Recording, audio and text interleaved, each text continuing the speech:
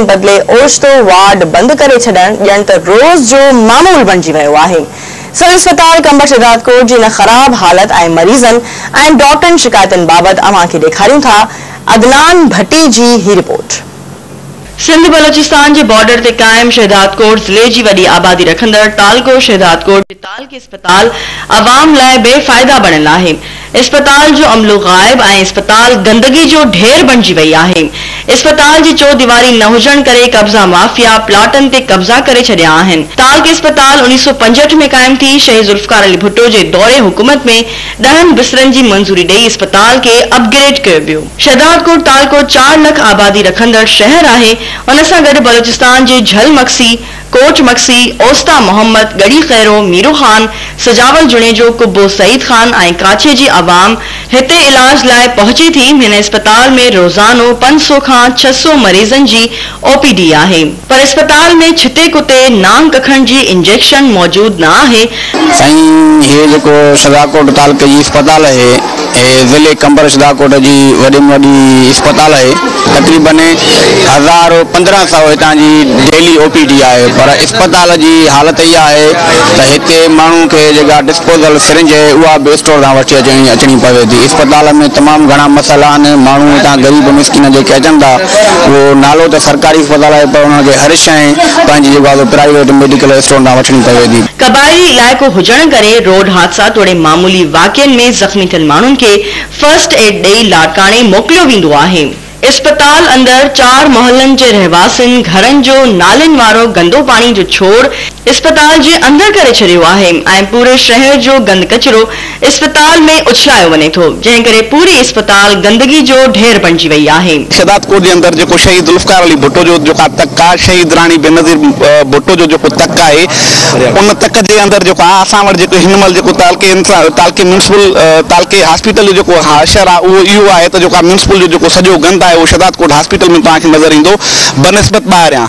छो जो ही जेको बुनियाद आहे बीमारियुनि जो उहो असांजो बुनियाद आहे गंदगी किचरे जे करे। तव्हां जेको हॉस्पिटल जो गेट ॾिसंदो, मेन गेट आहे जिते जेको कैविलिटी आहे, असां वटि जेको एमरजेंसी जेको सेक्शन आहे उन जे ॿाहिरां तव्हांखे गंदगी नज़र ईंदी, जंहिंखे बाहि ॾिनी वेंदी आहे। उन बाहि सां उन दूंहें सां जेका वरी जेके उते मरीज़ ईंदा आहिनि, असांजा सहके जा मरीज़ ईंदा आहिनि, उन्हनि खे जेका तकलीफ़ थींदी आहे। अस्पताल जे अक्सर कमरनि ऐं मलेरिया स्टोर में प्राइवेट बासर माण्हू माल जे चारे लाइ बुह खे रखी कब्ज़ो करे छॾियो आहे। मुर्दा खाने जूं छतियूं पटे लोह पिण चोर चोराए विया आहिनि।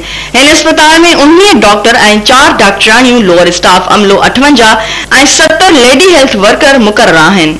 अस्पताल में x-ray machine, dental machine, ultrasound, लेबोरेटरियुनि जा औज़ार ख़राब थियल आहिनि। अस्पताल लाइ ख़रीद कयल जनरेटर 15 सालनि खां ख़राब पियल आहे। अस्पताल लाइ 2 सरकारी एम्बुलेंस आहिनि, हिकु ख़राब थियल आहे त ॿी वरी हेल्थ खाते जे ऑफिसर जे इस्तेमाल हेठि आहे।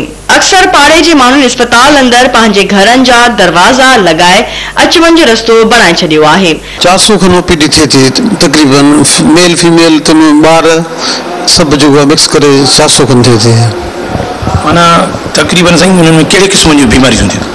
घणो करे जेको आहे न रेस्पिरेटरी ट्रैक्ट इन्फेक्शन ऐं जेको आहे पंहिंजो यूटीआई यूरिनरी ट्रैक्ट इन्फेक्शन ऐं थोड़ा गर्मी के हिसाब से वरी दस्त उल्टी बाउंड्री न हुजण जे करे उन करे जेको अस्पताल के थे तो असांजा पाइप पटे था वञनि ऐं पोइ पाइप न हुजण जे करे पानी जी सप्लाई नथी थिए त असांजे सफ़ाई सुथराई में अस्पताल में इहे तकलीफ़ूं थियनि थियूं।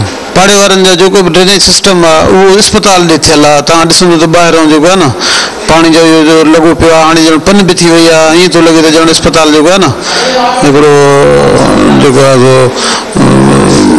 तलाउ जो लुक थी ॾे ॼण। असां वटि हिते रेगुलर जेका ओपीडी आहे उहा 80 खां 100 केसिस आहिनि डेली। साईं हिते असां हफ़्ते में 2 दफ़ा जेको आहे सो ऑपरेशन कंदा आहियूं, 2 ॾींहं ऑपरेशन कंदा आहियूं।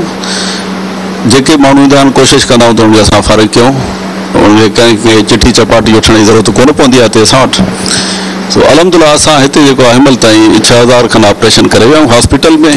हर साल हिते PCB सेल जे थ्रू जेको आई कैंप लॻंदी आहे उन में 300 साढा 300 ऑपरेशन असां 3 ॾींहंनि में कंदा आहियूं, माण्हुनि जो मुफ़्त में कंदा आहियूं, उनखे लेंसिस वग़ैरह विझंदा आहियूं।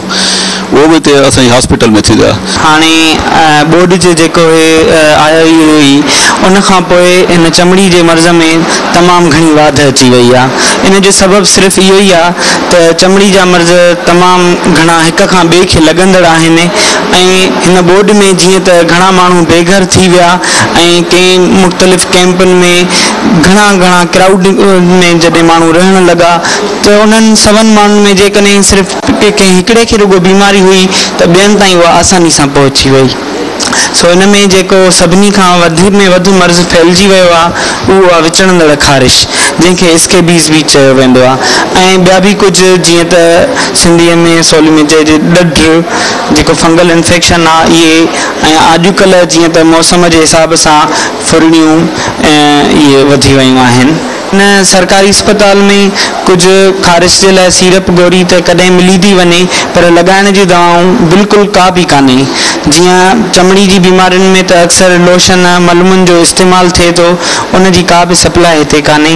2 साल अॻु MNA फरियाल टालपुर शहदादकोट टालके अस्पताल लाइ 100 बेड ऐं हेपेटाइटिस B-C सेंटर खोलण जो ऐलान कयो हो, पर उन वाइदे खे 2 साल पूरा थी विया आहिनि ऐं उन ते अञा ताईं अमल न थी सघियो आहे। हाणे सरकार खे घुर्जे त शहीद बेनज़ीर भुट्टो MNA फरियाल टालपुर ऐं सूबाई वज़ीर नादिर मक्सी जे चूंड तक जे वोटरनि लाइ अमली कम करे अस्पताल जे चौदीवारी में कायम कयल कब्ज़ा ख़त्म करे हिकु सेहतमंद इदारो बणाए वञे त जीअं ग़रीब माण्हुनि खे इलाज जी सहूलियत मुहैया थी सघे।